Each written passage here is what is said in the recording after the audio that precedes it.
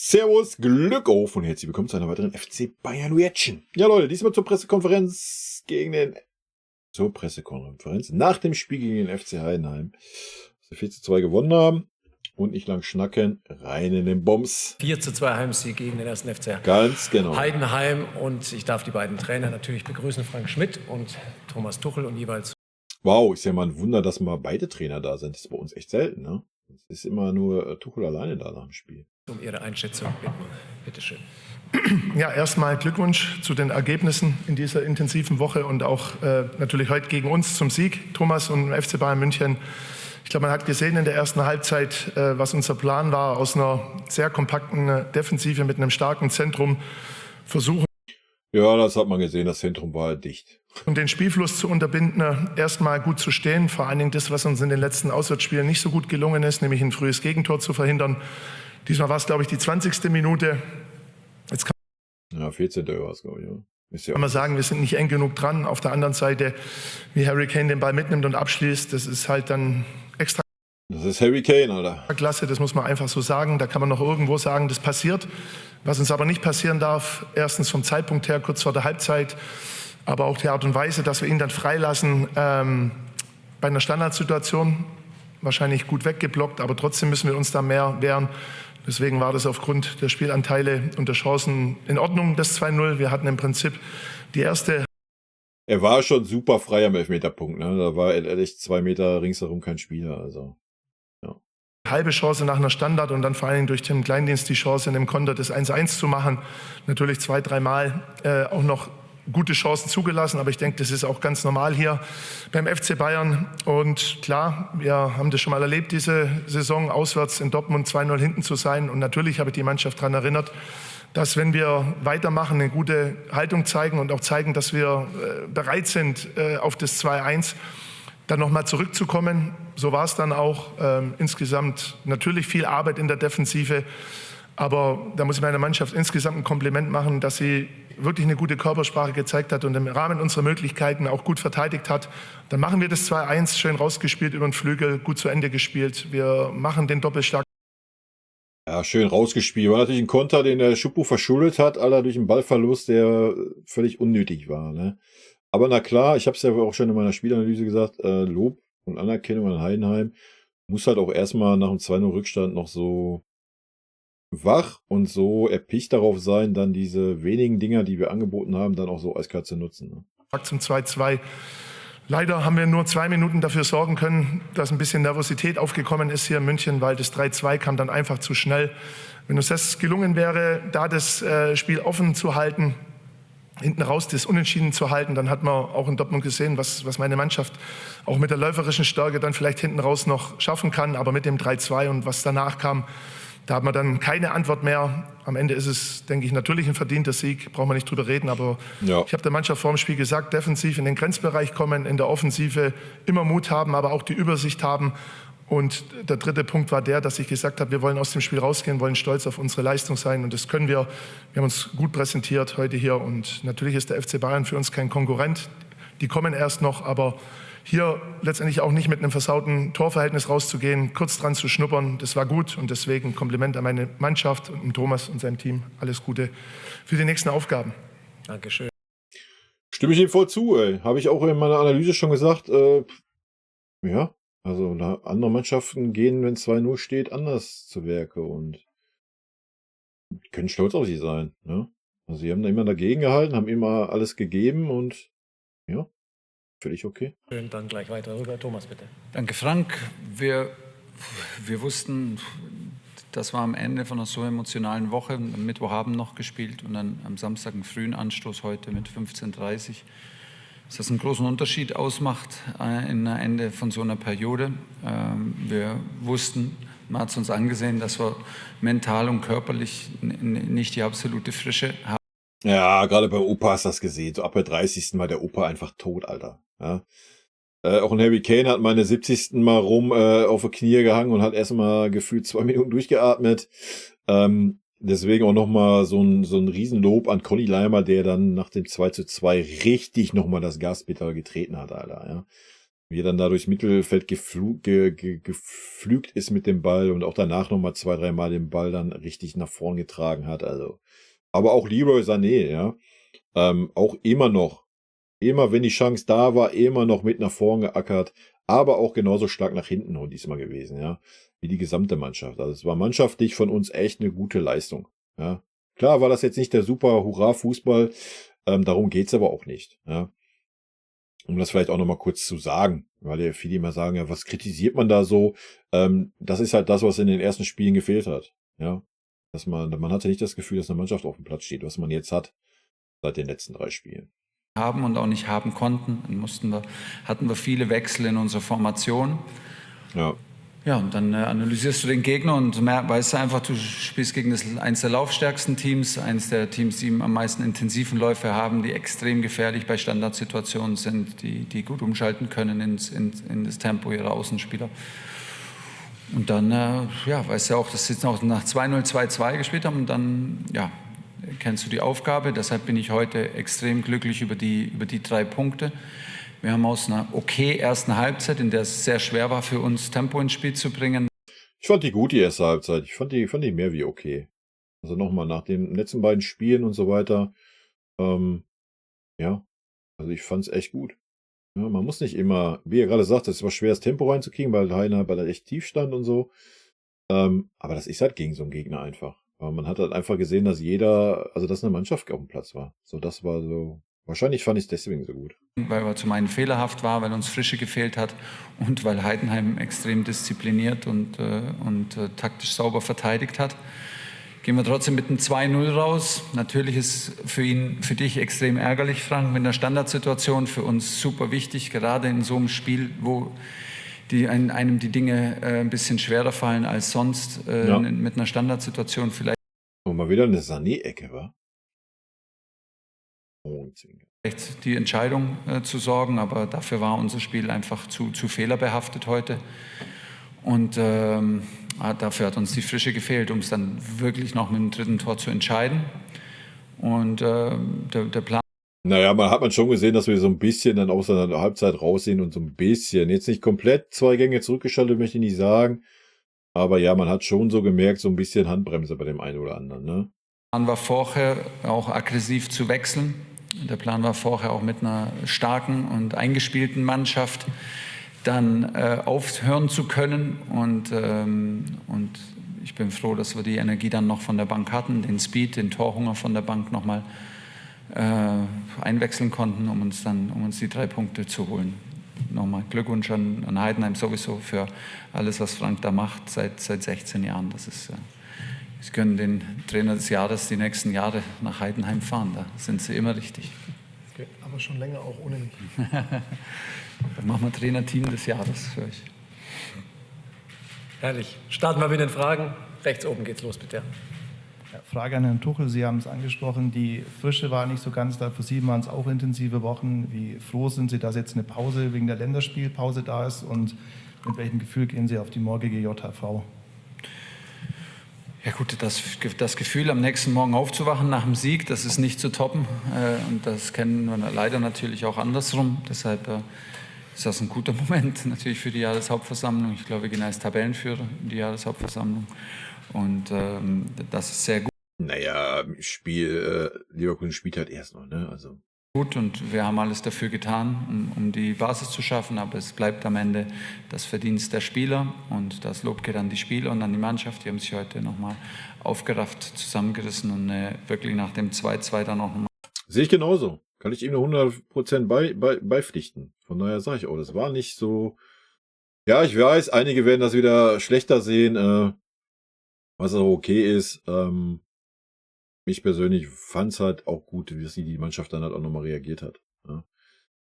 Klar ist es was unnötig, sich in diese Situation zu bringen, durch dieses eklatante Verhalten vom Boateng, hätte ich jetzt schon was gesagt, von Choupo-Moting da vorne. Und dann natürlich diesen katastrophalen Fehlpass von Min-Jae, also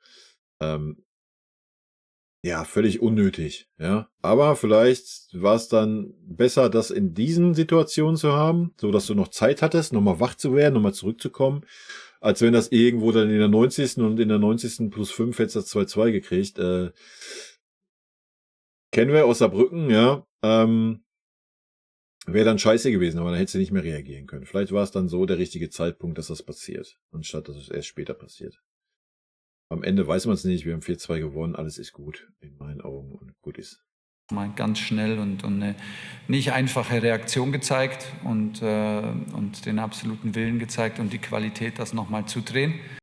Ja, da muss ich den Conny Leimer hervorheben, ne? Der da echt vorangegangen ist mit seiner Art und Weise dann. Und auch ein Leeboy, der auch immer noch weiter Vollgas versucht hat zu geben. Also, hat mir gut gefallen.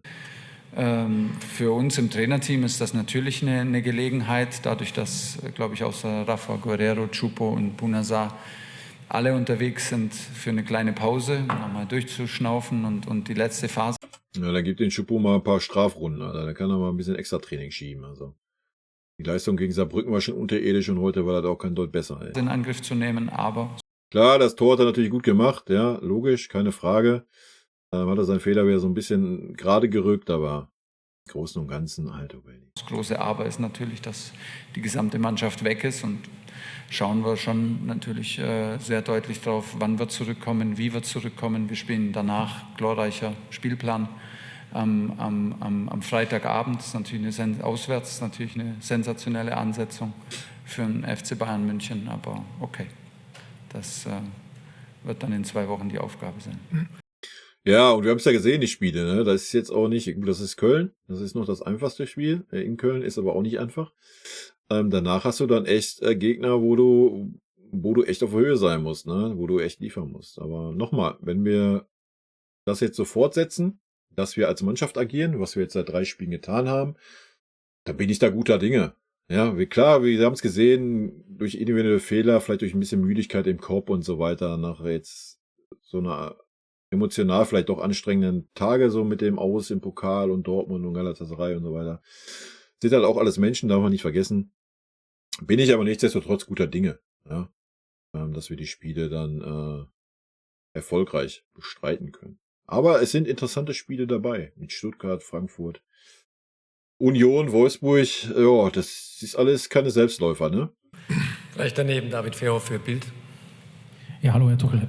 Eine kurze Nachfrage. Wie sieht bei Ihnen eigentlich Abschalten aus? Gucken Sie trotzdem irgendwelche Spiele an Tagen? Bereiten Sie den nächsten Gegner schon vor oder können Sie wirklich mal ganz abschalten von Fußball? Und meine eigentliche Frage, kristallisiert sich für Sie auch ein Zweikampf mit Leverkusen jetzt ganz klar heraus um die Meisterschaft? Naja, Stuttgart hat heute gewonnen, die sind mit 24 Punkten dran, ne? Also. Was heißt dran? Ja, wir haben 29, glaube ich, ne? 5 Punkte dahinter, aber da jetzt schon vom Zweikampf zu reden. Ja, normal sollte Stuttgart, wir haben es gesehen mit dem Ausrutscher in Heidenheim, ja, aber Dortmund muss halt auch erstmal schlagen, ne? Auf der Seite. Und wir spielen auch gegen Stuttgart. Keine Ahnung, sollten wir alle kommenden Spiele gewinnen, Leverkusen auch, ja, dann kannst du vom Zweikampf reden, ne? Aber das ist noch ein langer Weg bis zur Winterpause, ne? Ich habe es gerade ja schon gesagt. Für mich gibt es nur einen Einkampf, weil wir nur gegen uns selber kämpfen und spielen immer gegen unser eigenes Niveau und gegen unsere eigenen Ansprüche und spielen immer dagegen und spielen immer dafür. Alles andere, Sie würden mir wahrscheinlich nicht glauben, wenn ich normalerweise, wenn Sie mich fragen, weder die Punkte von uns kenne und wenn ich unsere kenne, kenne ich keine anderen Punkte, keine Tabelle. Das glaubt doch jetzt selber nicht, was er erzählt, oder? Junge, was ist denn jetzt los? Jetzt falle ich ja gleich vom Glock. Der überrascht mich in jeder Pressekonferenz neu, Alter. Du kannst dich denn als Trainer der Mannschaft da hinsetzen und sagen, ich kenne nicht die eigenen Punkte und ich kenne nicht die Tabelle, Alter. Was ist denn los mit ihm? Der Fokus ist immer bei uns. Wir müssen dafür sorgen, dass wir gewinnen und gewinnen und gewinnen und stabil bleiben, die Basis dafür schaffen. Und die anderen sind für sich verantwortlich. Und ich verstehe die Aussage dahinter, ja. Natürlich guckst du auf dich und musst zusehen, dass du deine Spiele gewinnst. Und musst nicht auf die Tabelle gucken und dann sagen, ach ja, ich habe jetzt 4 Punkte Vorsprung, jetzt können wir ja mal das Spiel ein bisschen ruhiger angehen. Das verstehe ich schon, ne? Aber dass er jetzt mir erzählen möchte, er weiß nicht, wie die Tabellensituation ist, ist aber dann doch schon irgendwie komisch, oder? Die Liga ist sehr, sehr breit vorne in diesem. Woher weiß er das denn, wenn er nicht auf die Tabelle guckt oder Ergebnisse kennt? Was ist los? Ja, bis hierher. Stuttgart ist stark, Dortmund ist stark, Leipzig ist stark, Leverkusen ist extrem stark. deshalb, es lohnt sich nicht, auf irgendwelche anderen Ergebnisse zu spekulieren und sich einen Konkurrenten rauszusuchen. Wir sind unser eigener Maßstab. Da stimme ich Ihnen natürlich zu, ne? Mit eigenem Maßstab. Abschalten ist kein Problem und werde nächste Woche extrem wenig Fußball schauen, weil zum einen Länderspiele. Das sehen die nicht, verstehe ich. Tun sie bei mir eigentlich auch nicht. Ja. Nicht vergleichbar sind aus meiner Sicht mit Clubfußball und wir haben dann eine komplette Woche, um Köln vorzubereiten und danach, glaube ich, Kopenhagen, Frankfurt, Menu oder Union, Menu, weiß gar nicht jetzt genau die Reihenfolge. Ja. Wir haben genug Zeit, um in Vorarbeit zu gehen, deshalb, das ist kein Problem. Dann hier in der vorderen Reihe rechts, bitte. Ja. Hallo Herr Tuchel, Rafael Guerrero ist wieder da. Klar, er schießt dann ins Tor, aber ich finde, man hat auch sonst gesehen, also wie er helfen kann, ne? Sehr sicher am Ball, ja. Wie er sich positioniert, immer schlau. Wie haben Sie ihn gesehen und was erwarten Sie vor allem von ihm? Genau so, schlau, spielfreudig, sicher am Ball, immer eine Idee. Vor allem auch kombinationsstark dann direkt mit dem Kane und mit dem Sané, ne? Das hat mir gut gefallen, halt, dass du da wieder einen hast und dann auch nicht so ein nichts gegen Musiala, aber dann nicht den super Ballverliebten, der jedes Mal meint, auch nee, ich mache jetzt kein schnelles Spiel mal, ich nehme den Ball an und versuche erstmal durch 3 durchzudribbeln in der Mitte, wo alles dicht ist. War halt schön zu sehen, dass wir Kombinationsfußball auch noch spielen können. Ne? Und da hat er einen riesen Anteil mit bei gehabt. Hat vorher schon ganz gut geklappt mit Harry Kane und Leroy und teilweise auch ein Müller dabei, der aber heute nicht so stark war. Aber mit ihm da vorne drinne war das nochmal schön anzusehen teilweise. Ja. Und super präzise in allem, was er macht. Kleinen Direktpässen, in kleinen Dropkicks einen Ball hinzulegen, dass das Tempo drin bleibt, dass der andere auch einen perfekten Ball bekommt zum Weiterspielen. Ja, ganz genau. Wir müssen einfach hoffen und alles dafür tun, dass er gesund bleibt. Dann wird er uns weiterhelfen. Zwar jetzt heute natürlich für ihn ein Top-Comeback. Wir haben ihn lange zurückgehalten wegen seiner Vorgeschichte muskulär. Heute so zurückzukommen und direkt das Tor zu machen, ist natürlich perfekt. Und dann, glaube ich, eine Frage noch an Heidenheim, bitte, David. Ja, Herr Schmidt, eine Frage. Wir haben schon sehr viel hier in München über Harry Kane gesprochen und auch gehört von Thomas Tuchel. Können Sie uns vielleicht noch aus Ihrem Blickwinkel etwas Neues erzählen über Harry Kane? Wie sehen Sie? Ja, jetzt fangen wir an wie die türkischen Reporter und Icardi, was ist denn mit Icardi? Hast du die, Herr Neuer haben sich extra eingestellt darauf, wie Icardi den Ball aufs Tor schießt? Was soll er uns jetzt erzählen? Was Neues über Harry Kane, Alter? Er ist Trainer von Heidenheim. Er hat ihn, glaube ich, nicht bei Tottenham trainiert, dass er uns was Neues erzählen könnte. Alter. Sie, so ein 100-Millionen-Stürmer. Oder wie ist es auch, gegen ihn zu spielen? Wie bereiten Sie es auch vor, mit Ihren Leuten gegen ihn zu spielen? Naja, gesehen, wie Sie es wahrscheinlich auch heute, da brauchen wir nicht viel dazu sagen. Das ist eine außergewöhnliche Qualität. Das kann man den Daten ablesen in Form von Toren und Assists, aber vor allen Dingen, wie er spielt, überall zu sein, auch mannschaftsdienlich zu spielen. Das zeichnet für mich dann einen absolut großen Spieler aus. Das haben wir heute leider. In dieser Richtung ist er so viel größer, wie ein Lewandowski ist. Ja, dieses Mannschaftsdienliche und überall auf dem Platz sein. Nichts gegen Levi, war eine absolute Maschine bei uns, Legende, müssen wir nicht drum rumreden. Aber deswegen habe ich auch schon mal gesagt, man kann das gar nicht so vergleichen. Ne? Aber wenn man dann sieht, dass er trotzdem noch den Rekord von Levi eingestellt und dann noch geknackt hat heute, er hat ja auch so viele Tore gehabt nach den Anzahl Spieltagen, dann ist das schon echt wild, Alter. Dann auch gegen uns gesehen und auch erlebt. Und natürlich war das klar, dass wir versuchen, im Verbund letztendlich ihn aufzunehmen. Beim Eckball gibt es eine klare Zuteilung, da haben wir uns abschütteln lassen. Beim 1-0 fehlt einfach der Kontakt, dass man den Fuß dann eben näher rausbekommt und nicht mit 1,5, 2 Meter Abstand. Aber das ist natürlich was Besonderes, dann das hier live zu sehen. Und leider für uns, dass er dann mit seinen Toren natürlich die Weichen gestellt hat, um uns heute zu besiegen. Trotzdem war es unser Ziel und Anspruch, hier heute das Unmögliche zu probieren, um das Mögliche zu erreichen. Das habe ich gesagt. Jetzt wissen wir, was das Mögliche heute war, wobei ich glaube, mit ein bisschen mehr Glück, mit ein bisschen mehr besseren Verteidigen nach dem 2-2 wäre sogar noch ein bisschen mehr möglich gewesen. Dann, ja, die letzte Frage hier bitte noch mal nach vorne kommen. Ja. Eins weiter. Dann mache ich es doppelt. Wir hatten das Thema Gefühl gerade. Welches Gefühl haben denn die Fans heute vermittelt? Weil war eine wahnsinnige Unterstützung, glaube ich, von der ersten Minute bis zur 90. Selbst als es 0-2 stand. Was sagst du zu der Unterstützung von den FCH-Fans? Und mit welchem Gefühl gehst du danach, wenn du morgen auch aufstehst? Vielleicht nicht so gut sein wie Herr Tuchel, aber nach diesen 11 Spieltagen hat man Zeit zum Nachdenken, geht man da raus.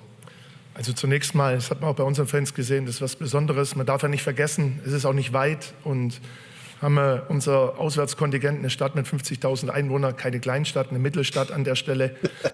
Das ist schon krass, ne, wenn man darüber nachdenkt, Alter. Und auch, dass da halt, da ist halt nicht so ein Herr Hopp oder sowas dahinter, der da die Kohle reingebuttert hat, oder? Ja, zumindest nicht, dass ich wüsste. Wenn doch, korrigiert mich gerne. Aber wenn du siehst, dass der Kader einen Marktwert von 40 Millionen hat, denke ich, ist das nicht so der Fall. Dann auch voll gemacht. Unsere Fans natürlich dann, war mir bewusst, dass die den totalen Rückhalt der Mannschaft geben und vor allen Dingen nach dem 2-2 voll da waren und auch dran geglaubt haben, letztendlich dann auch was Verrücktes zu schaffen. Und das Gute ist, ich schlafe immer gut, auch nach Niederlagen, aber ich werde mich morgen früh trotzdem ärgern, weil wir das Spiel verloren haben. Weil am Ende geht es immer darum, alles dafür zu tun, um erfolgreich zu sein. Die Mannschaft hat alles getan, ist zurückgekommen hier in München nach dem 2-0.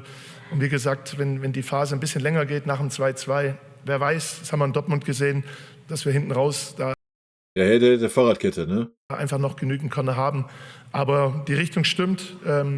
Der FC Bayern München ist für uns kein Konkurrent, weil wir andere Im Maßstab kann man sagen. Ne? Konkurrenten haben. Die meisten von uns, alle Spieler wie das Trainerteam, sind das erste Mal in der Bundesliga und wir müssen gegen andere Mannschaften die Punkte holen. Und deswegen, man hat es ja heute gesehen, wir haben immer eine gute Körpersprache. Wir glauben an uns, auch wenn man 2-0 zurückliegt bei Bayern München, dann geht es weiter. Dann ist jeder für den anderen da. Ich glaube, dass man auch ein paar Qualitäten von uns einfach auch gesehen hat und es gilt uns Auf jeden Fall, ne? Habe ich ja jetzt schon 2-3 Mal gesagt. Hat man auf jeden Fall gesehen. weiterzuentwickeln, vor allen Dingen die Defensive zu stabilisieren, dass solche Gegentore, dass wir die reduzieren, auch in solchen Spielen. Und dann wird's was und kann es was werden am Ende, um die Klasse zu halten. Dann eine schöne Pause, wer sie denn hat. Vielen Dank, guten Nachhauseweg. Danke, servus. Eine schöne Pause, wer sie denn hat. Gut, diesen Worten, Leute, rot-weiße Grüße gehen raus. Wir sehen uns, wer Bock hat, zur Jahreshauptversammlung. Ansonsten allerspätestens zum nächsten Spiel, wa? Tschüssi.